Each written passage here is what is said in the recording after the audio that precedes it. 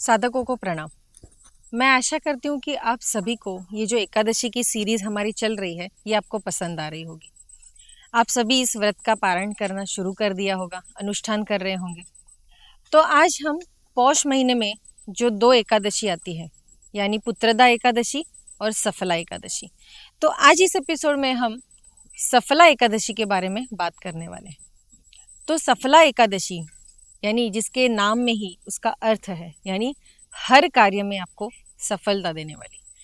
तो अगर कोई भक्त अपने कार्य में सफलता पाना चाहता है, या तो फिर कोई ऐसी विवंचना में है, या तो फिर कोई ऐसी संकट में भी अगर आप फंस गए हैं कि जहाँ पे आपको कोई मार्ग नहीं मिल रहा है, या तो फिर आपके बिजनेस में भी आपको सफलता नहीं मिल रही है, तो ऐसे भक्तों को ये सफला एकादशी का व्रत जरूर करना चाहिए। तो सफला एकादशी का व्रत हमें क्यों करना चाहिए ये तो हमें पता चल गया है कि हर क्षेत्र में अगर आप सफलता पाना चाहते हैं तो ये एकादशी का व्रत आपके लिए ही है। तो इसकी पूजा अर्चना हम कैसे करेंगे, पूजा विधि क्या होगी, इसके पीछे की कहानी क्या है, आज हम इस एपिसोड में देखने वाले हैं। तो सफला एकादशी के पीछे भी बहुत ही सुंदर सी कहानी है। हमारे भगवान कृष्ण ने युधिष्ठिर को ये चीज बताई थी, यानी ये एकादशी का व्रत की शुरुआत कैसे हुई और उसका व्रत कैसे करना चाहिए। तो युधिष्ठिर जी ने पूछा कि भगवान कृष्ण जी, आप सफला एकादशी के बारे में हमें जरूर बताइए। तो भगवान कृष्ण ने कहा कि चंपक नाम की एक नगरी थी जहाँ पे महिष्मत नाम का राजा रहता था। उसे 5 पुत्र थे, लेकिन उसमें सबसे ज्येष्ठ पुत्र तो जो था लुम्भक नाम का, वो काफी दुष्टाचारी था, वैश्यागमन करता था, पर स्त्री को अपनी माता समान नहीं मानता था, अपने धन को व्यतीत करता था, चोरी करता था। ऐसे सभी चीजों का दुर्गुण लुम्भक में थे। तो महिष्मत राजा ने और उसके बाकी के जो राजकुमार थे उन सब ने मिलकर लुम्भक को अपने नगरी से निकाल दिया। फिर लुम्भक एक अघोर वन में जाके रहने लगे।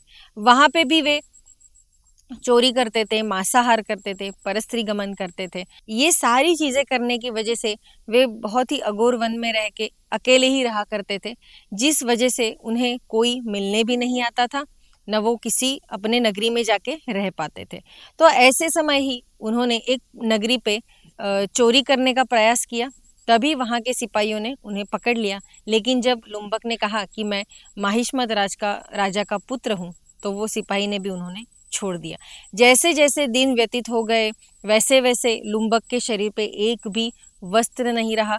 खाने के लिए उन्हें तकलीफ होने लगी, कुछ मिलने नहीं लगा, इसीलिए फिर वे सिर्फ फलाहार करने लगे। लेकिन कुछ पिछले जन्म के पुण्य कर्म से एकादशी का व्रत उनसे हो गया, यानी उस दिन उन्होंने सिर्फ फलाहार किया और शरीर पे कोई भी वस्त्र नहीं था। उसकी वजह से रात को काफी ठंड लगने की वजह से उनका जागरण भी हो गया, और एकादशी का यानी ये सफला एकादशी, ये तिथि का उनसे व्रत हुआ।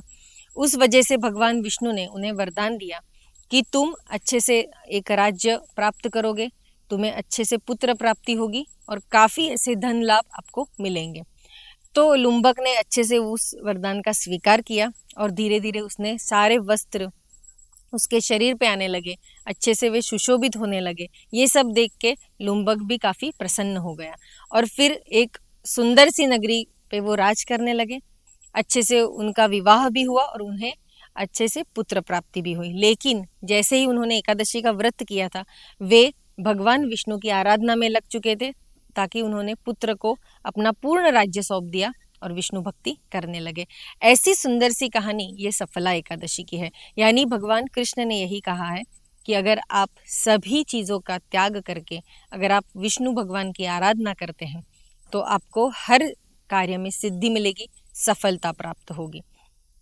भगवान विष्णु ने भी पद्म पुराण में यही कहा है कि अगर आप हजारों भी यज्ञ कर लेते हैं, होम हवन कर लेते हैं, लेकिन अगर आप ये एकादशी का व्रत करते हैं तो मुझे उससे ज्यादा संतुष्टि मिलती है। जितनी संतोष मुझे ये हवन या यज्ञों से भी नहीं मिलेगा, उतनी संतुष्टि मुझे आप ये अगर एकादशी का व्रत करते हैं तो उससे मिल जाती है। यानी आप सोचिए कि भगवान विष्णु हमसे यही चाहते हैं कि हम एकादशी का व्रत अच्छे से करें। तो इस सफला एकादशी का व्रत जैसे हम बाकी के एकादशी का व्रत करते हैं, वैसे ही इस दिन आपको अगर हो सके तो मोर पंख का जो रंग होता है ऐसे वस्त्र परिधान करते हैं, जिसका हम जिसे कह सकते हैं कि ब्लू रंग यानी भूरे रंग के वस्त्र अगर आप परिधान करते हैं अगर है तो परिधान कीजिएगा, कोई ऐसा ज़रूरी नहीं है कि यही वस्त्र परिधान करना है। अगर नहीं है तो आप धुले हुए वस्त्र भी पहन सकते हैं, लेकिन अगर है तो ज़रूर पहनिएगा। अच्छे से विष्णु भगवान की प्रतिमा का पूजन कीजिए, अर्चन कीजिए। इस दिन हमें बिजोरा नींबू का भोग लगाना है। यानी जब हम पूजा करते हैं तो जब हम भगवान विष्णु को अच्छे से पंचामृत से अभिषेक करेंगे, कुमकुम लगाएंगे, चंदन लगाएंगे, अष्टगंध भी आप लगा सकते हैं। तो जब आप ये पूर्ण कर देंगे, कमल का फूल इस दिन आप ज़रूर अर्पण कीजिएगा। कमल के फूल की भी अपना ही एक महत्व है। भगवान विष्णु को कमल का फूल बहुत ही प्रिय है, तो कमल का फूल अगर आपको मिलता है तो उसे अर्पण कीजिए। इस दिन बिजोरा नींबू, यानी हम महाराष्ट्रियन लोग उसे महाड़ूंग कहते हैं, तो यही फल हमारे भगवान विष्णु को भी प्रिय है, तो उसे अर्पण कीजिए। लौंग दिखा सकते हैं। ये पौष महीने में ये सफला एकादशी आती है, तो इस दिन आपको आंवला भी मिलेगा, तो आंवला आप अपने भगवान विष्णु को अर्पण कीजिए। भोग क्या लगाना है, जैसे बाकी के एकादशी में मैंने कहा कि माखन मिश्री दिखा सकते हैं, तो फिर खीर दिखा सकते हैं, वैसे ही इस दिन आपको अनार का फल दिखाना है। अनार एक लक्ष्मी संपन्न फल है, लक्ष्मी जी को भी प्रिय है और भगवान विष्णु जी को भी प्रिय है, तो अनार का फल आप इस दिन भोग लगाएंगे। दान क्या कर सकते हैं, तो गुड़ का दान करना है।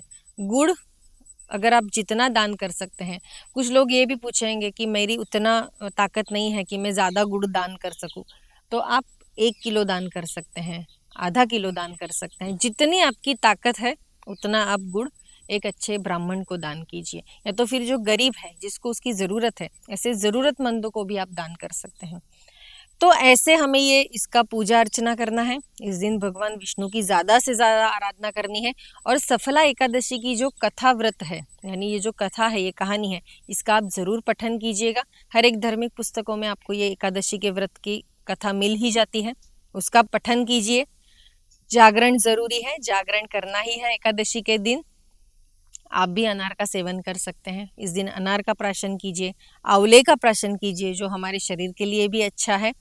और इस दिन अगर आप गौ माता को भी अनार का फल देते हैं तो उससे भी आपको पुण्य मिलता है, सारे पापों का नाश होता है और हर कार्य में आपको सिद्धि मिलती है। ऐसी ये सफला एकादशी है।